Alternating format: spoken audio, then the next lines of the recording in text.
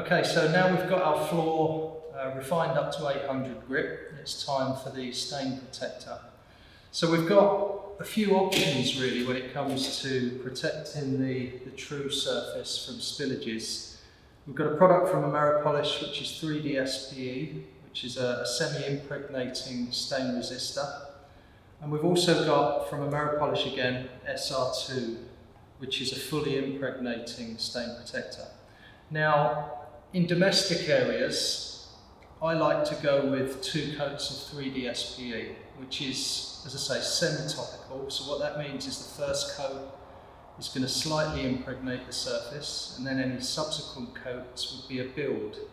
The beauty of this product is it goes on so thin and is so sort of microfilm forming that it doesn't interrupt the clarity of your floor, it doesn't look plasticky. But ultimately what it does offer is just that little bit more time in which to clean up the spill from the surface before it does any damage to the concrete, like etching, etc. Because the E actually stands for etch protection, so it does offer a little bit more protection on domestic floors. If you have a commercial area or an area with high footfall, then the choice would really be the SR2 fully impregnating sealer. And the reason behind that is that obviously if there's a lot of foot traffic, anything that's topical or semi-topical eventually will show wear lines, whereas the SR2 impregnator is going to avoid that from happening. So a very popular method for the true overlay is to actually use both. So you use a combination sealer, and against logic you actually go with the semi-topical first. So a very thin coat of 3D SPE followed by a very thin coat of SR2. And the reason behind that is that normally with concrete you'd have to densify it heavily in order to hold the SR2 right in the subsurface of the concrete. Without the densifier, the silicone oil would drive that sealer deeper and deeper into the concrete, and eventually sort of reducing the protection at the very top where we need to protect.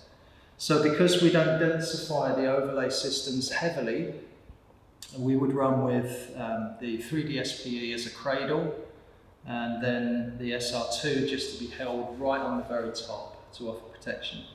Now, on the subject of stain protectors or guards or whatever you want to call them, and unfortunately they're commonly referred to as sealers, these products are breathable, and therefore they offer you a window of opportunity in which time to clean up whatever's spilled. Obviously, some chemicals are very aggressive, so vinegars, citric acids, that kind of thing. If you spill neat vinegar on a floor, it's going to etch it in a matter of seconds, regardless of which one of these you've got on there. So please bear that in mind, that you must manage the expectation to the client. So these are applied, as I say, very thin by a pump sprayer and equalised over the floor with a good quality microfiber mop. Now we've used various manufacturers, Rubbermaid, Vileda, etc., that are commonly available from places like B&Q. We did have feedback with regards to 3D SPE that some contractors were struggling not to get streaks. Now, there are 3 factors as to why you might get streaking when using the 3D SPE or any guard product to come to that. Firstly is a dirty floor. So if you've just simply finished grinding, giving it a quick vac, there is going to be surface dust, and it might, if you brush your hand over it, you might get a little trace of dust and think, yeah, that's okay. But by the time you get with a damp mop sort of 20, 30, 40, 50 metres through the floor, if you then look at the mop, you've got a crust of cement dust essentially, and that's being dragged over the floor and drying in with the sealer. So that's one reason. The second reason, and probably most common, is what's called dry streaking. So although we advocate a very thin coat, if you go too thin, you'll have dry areas which manifest themselves as streaks. So that's something to consider as well. And thirdly is commonly the quality of the microfiber. So these are from Ameripolish. That kind of made sense to us. Let's get it in from the manufacturer of the sealer. Everything's tried and tested together, and we've had some great feedback from these. So these are available in 24-inch and 36-inch. via the head there, which is Velcro backed. And obviously it's a stand-up operation with the pole. So we'll cut to applying the sealer in a moment. Once the sealer's dry, you would give the first coat of burnish. So we've got our propane burnisher here. That's what we'll use.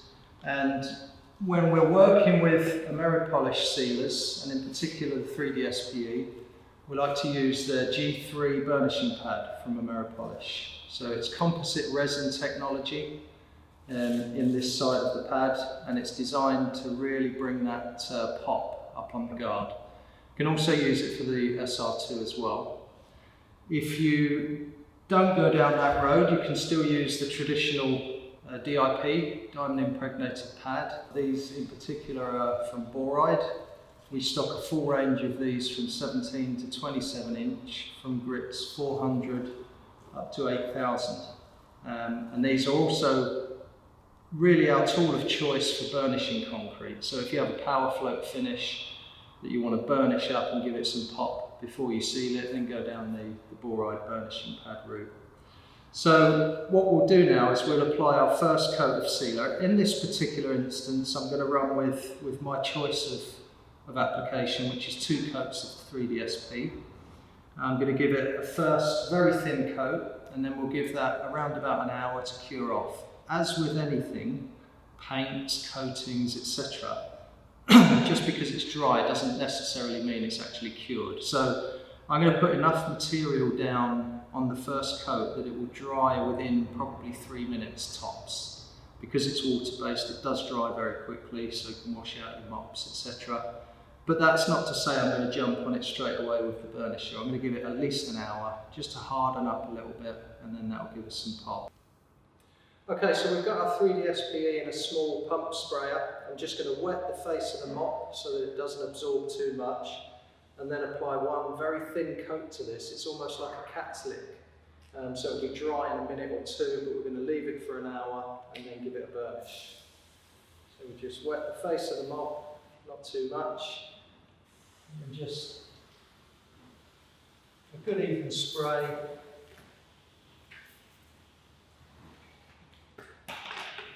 We'll knock that in. Making sure you get right up to your edges.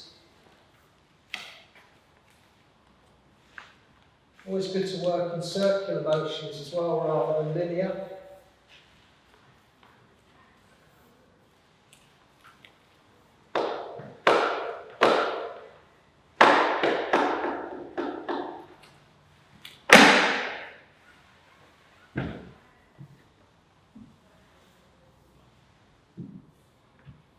Now obviously if we're in a room, you've got to walk on the floor, we've just got the luxury of the space to get around. So once you've applied that, don't be shocked or surprised if the shine really dulls down. That's very normal, and the burnisher will just pop that back up.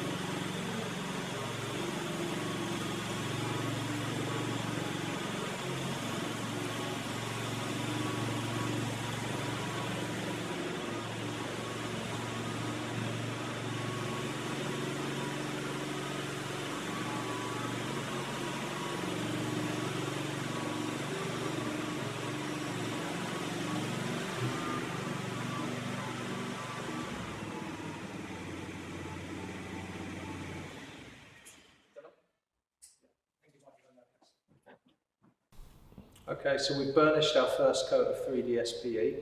Now obviously the burnisher has a 21-inch radius, so it's not going to get into your corners. You just find that a simple centre of one of your diamond impregnated pads, this one is a 3000 grit, that will just take care by hand, or if you want to put it on a 5-inch grinder and just spin them up quickly, it's fine.